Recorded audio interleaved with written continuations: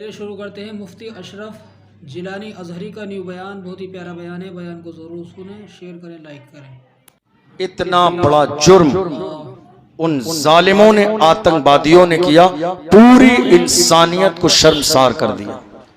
पूरी इंसानियत का कत्ल है। क्योंकि हमारा मजहब इस्लाम कहता है किसी भी इंसान का, एक इंसान का नाहक कत्ल पूरी इंसानियत का कत्ल है। पूरी इंसानियत का कत्ल है। जानते हैं आप, ये जो जालिम हैं, ये जो आतंकवादी हैं, इनका कोई धर्म और मजहब नहीं होता है। कोई धर्म मजहब नहीं। आप जानते हैं साजिश ऐसी की गई कि लोगों से उनका जो है मजहब पूछा गया, सिर्फ इसलिए कि मुल्क में नफरत का माहौल और फैले, इख्तिलाफ और हो, मुल्क के टुकड़े टुकड़े हो जाएं। मगर वो जालिम याद रखें, आतंकवाद के खिलाफ पूरे मुस्लिम तमाम के तमाम मुत्तहिद हैं। हर किसी ने किसी भी कीमत पर बर्दाश्त न किया जाएगा।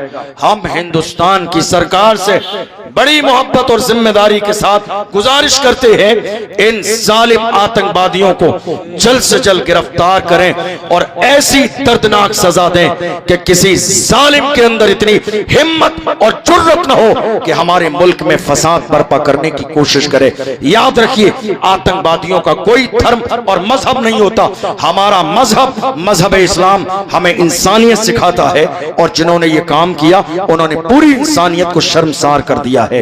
जहां आतंकवाद है वहां इस्लाम नहीं, और जहां इस्लाम है वहां आतंकवाद नहीं। हम कड़ी निंदा करते हैं सख्त लहजे में ऐसे लोगों की मजम्मत, और पूरे मुल्क हिंदुस्तान के मुसलमानों से ये गुजारिश करते हैं कि इनका हर तरह से बाइकाट होना चाहिए, और मुल्क हिंदुस्तान की हुकूमत से ये गुजारिश करते हैं कि जल्द से जल्द ऐसे लोगों को गिरफ्तार करें और कड़ी से कड़ी सजा दें, ताकि हमारे मुल्क में कभी भी इस तरह का माहौल पैदा ना हो। आज फैसले सियासी पावर की बुनियाद पर होते हैं। फैसला कोई भी हो, चाहे मस्जिद का, मदरसे का, खानका का।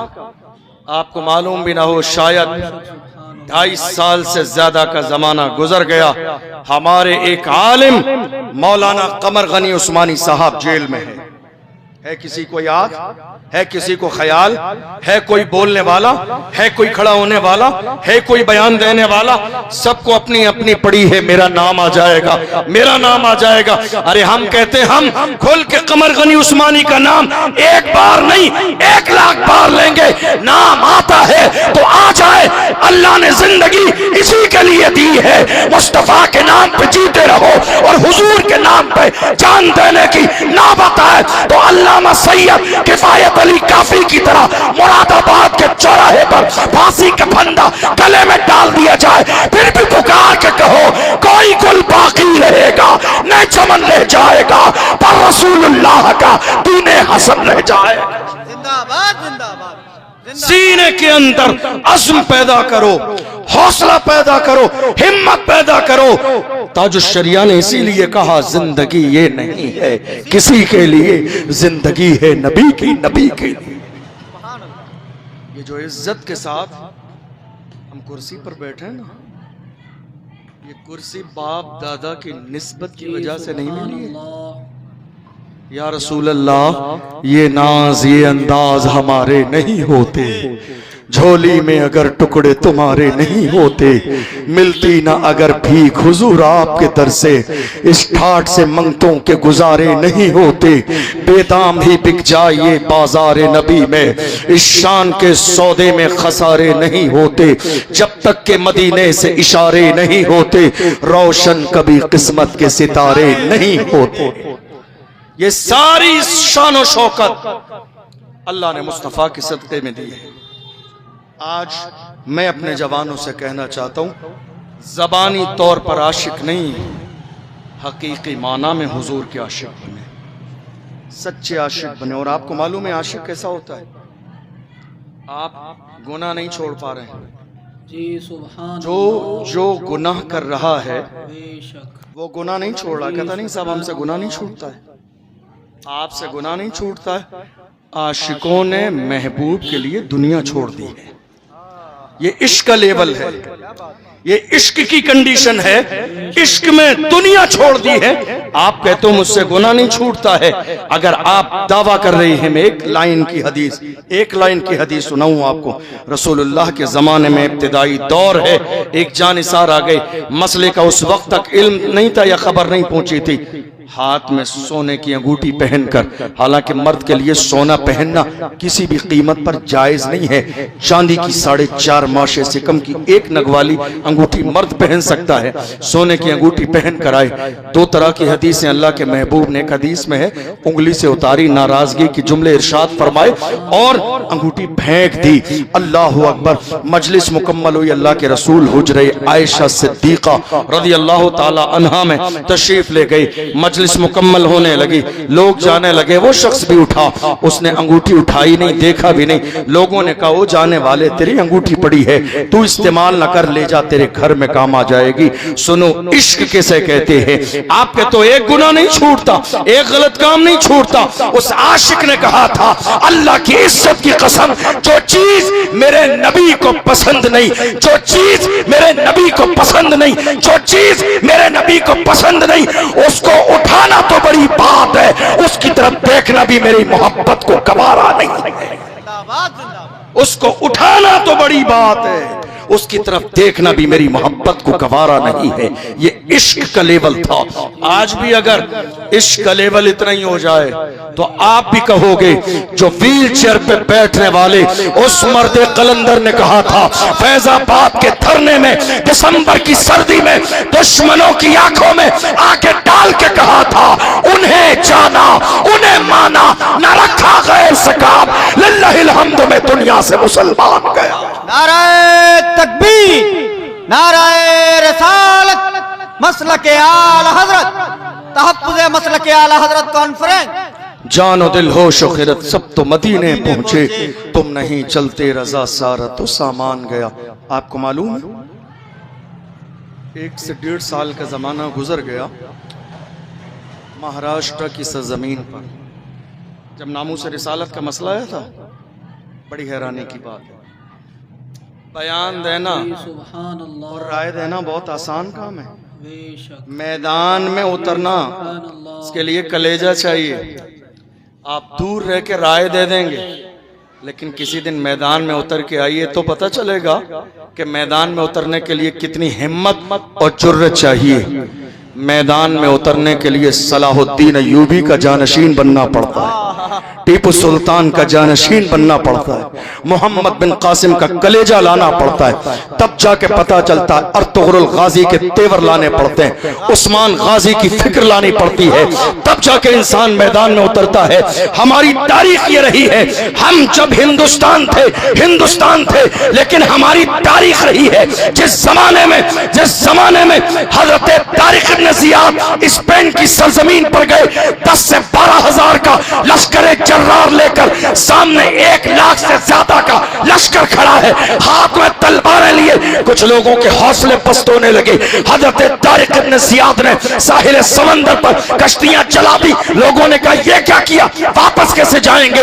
हजरत तारिक इब्न ज़ियाद ने कहा था, मुसलमान जब अपने हाथ में इस्लाम का झंडा लेके निकलता है तो उसका उठने वाला कदम या तो दुश्मन की छाती पे पड़ता है या फिर जन्नत की वादी पे पड़ता है। मुसलमान जब कदम उठा देता है तो कदम पीछे नहीं लेके जाता है, या तो दुश्मन की छाती पे पड़ता है या फिर जन्नत की वादी पे पड़ता है, जो कि कलमा पढ़ने वालों के तेवर हर जमाने में यही रही। अल्लाह ने कुरान में फरमाया, इज़ा जाअ अजलुहुम ला यस्तअखिरून साअतन वला यस्तक़दिमून। अल्लाह ने मौत का वक्त मुकर्रर कर दिया है, न एक लम्हा पहले आएगी, जी सुभान न एक लम्हा बाद में आएगी। नामूस रिसालत का मसला आया, बड़े बड़े अल्लामा हजरत, बड़े बड़े पीरे मुगा बेशक एयर कंडीशन रूमों में आराम फरमा रहे थे और सब्र की तलकीन कर रहे थे। हालात बहुत खराब हैं। उस जमाने में एक आम आदमी बड़े बड़े पीर साहब के ऊपर फौकियत ले गया, क्योंकि ये मौके बार बार नहीं मिलते हैं। कभी कभी मिलते हैं और अल्लाह जिससे काम लेना चाहे। हुजूर की इज्जत की बात आई, बड़े बड़े लोग हिम्मत जुटाते रहे, मगर हमने देखा महाराष्ट्र की सरजमीन पर एक मर्द कलंदर खड़ा हुआ और नामूस रिसालत के हवाले से इतनी बड़ी रैली निकाल दी। जब वो रैली चलती थी दुश्मनों के कलेजे टहलते थे, वो कहते थे यह क्या हो गया। तब उस मर्द कलंदर ने रैली में कहा था, हुजूर की इज्जत के लिए जो जान मांगोगे जान देंगे, जो माल मांगोगे माल देंगे, मगर ये हमसे कभी ना होगा, नबी का चाहो जलाल देंगे। जिंदाबाद जिंदाबाद। दुनिया हैरानी से देख रही थी कि मुस्तफा के गुलाम ऐसे भी होते हैं क्या? हुजूर के नाम पे मरने और मिटने वाले ऐसे भी होते हैं?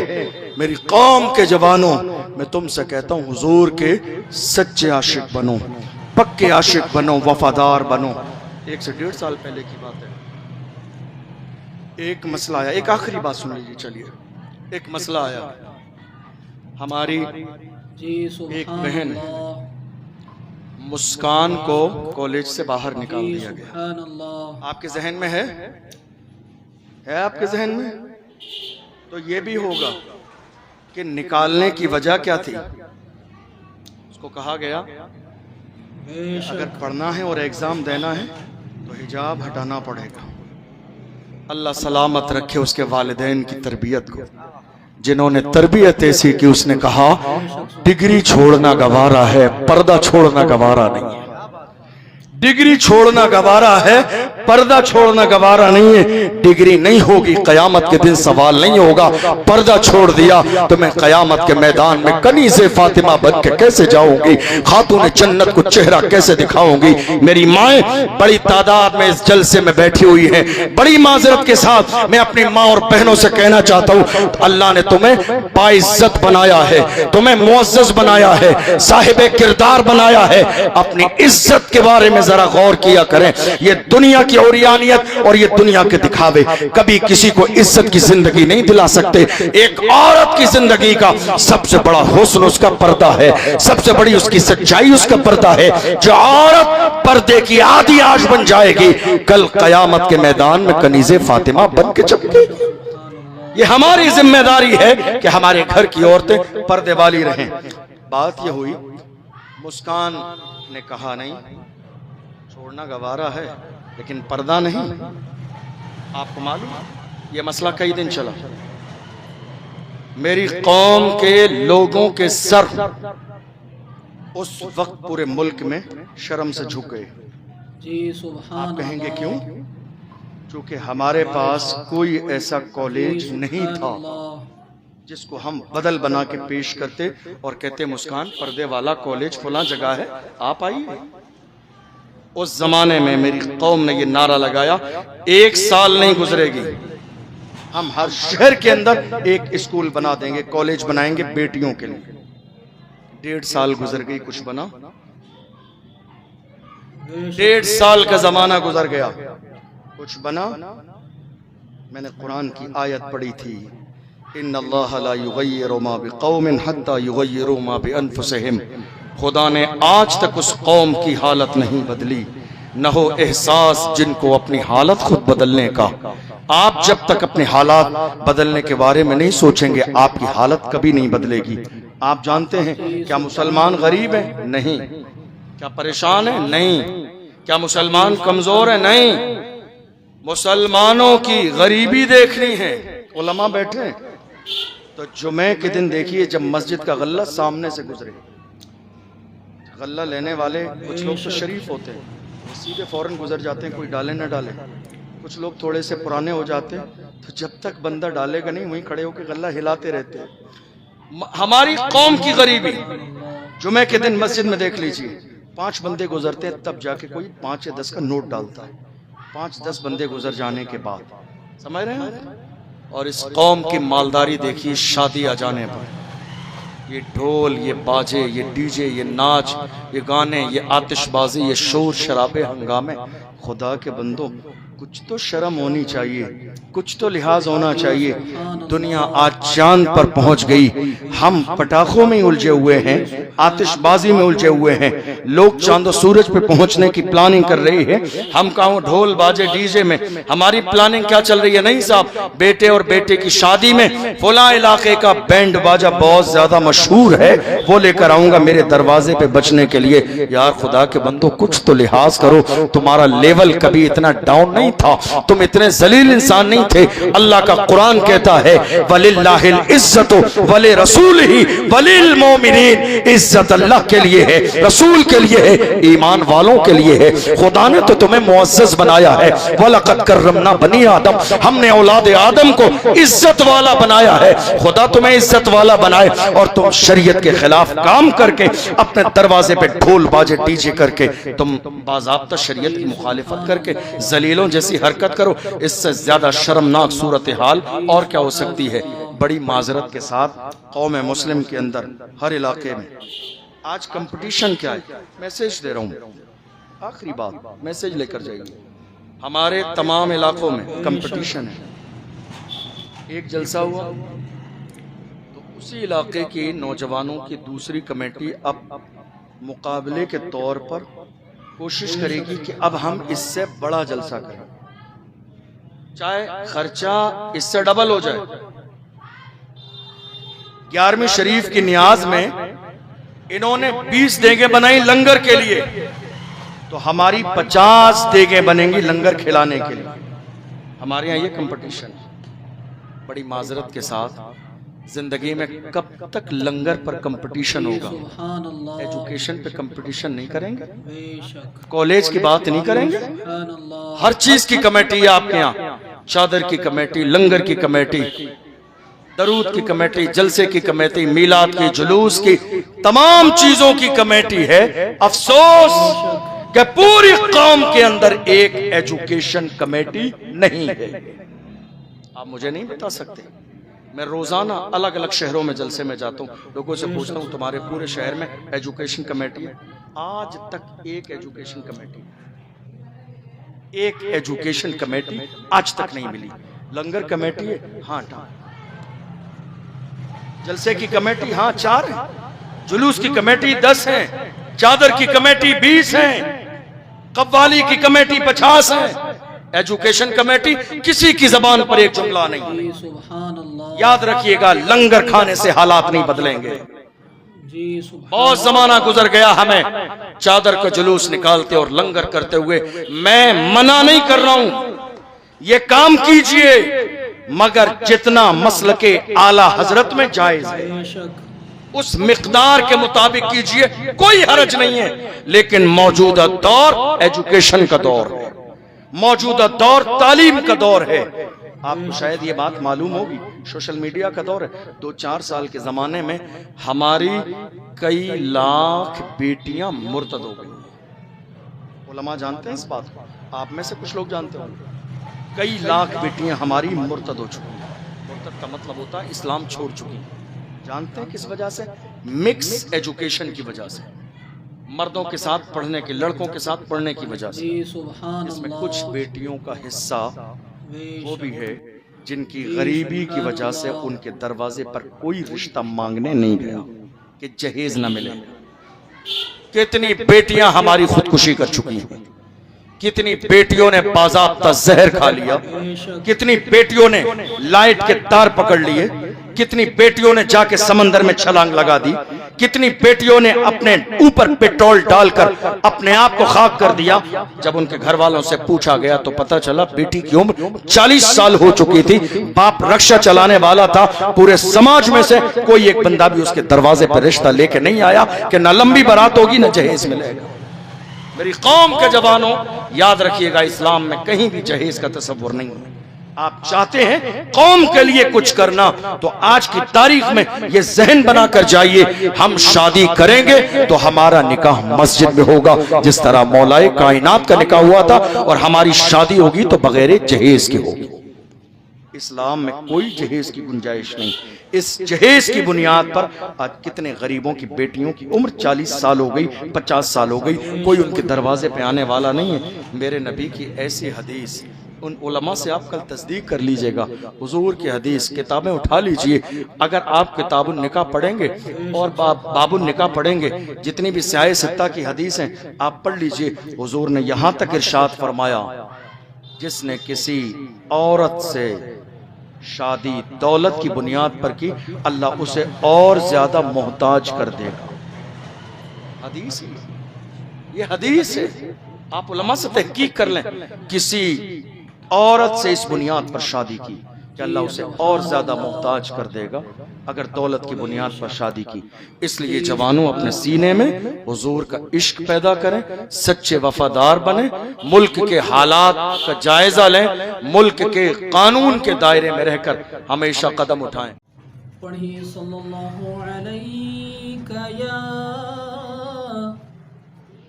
या रसूल अल्लाह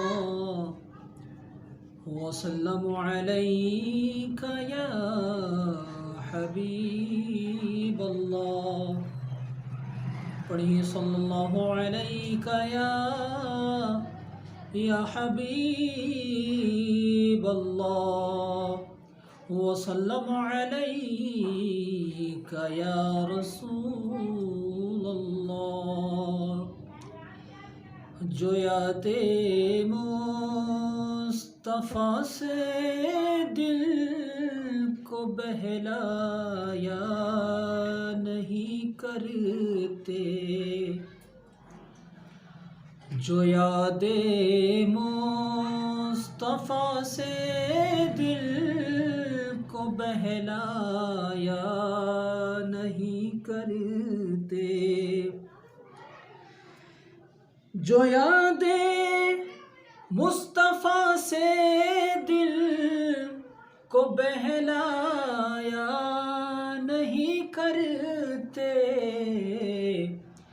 हकीकत में वो लुत्फ़े ज़िंदगी पाया नहीं करते, जो यादे मुस्तफ़ा से दिल को बहलाया नहीं करते, हकीकत में वो लुत्फ़े ज़िंदगी पाया नहीं करते, हकीकत में वो लुत्फ़े ज़िंदगी पाया नहीं करते।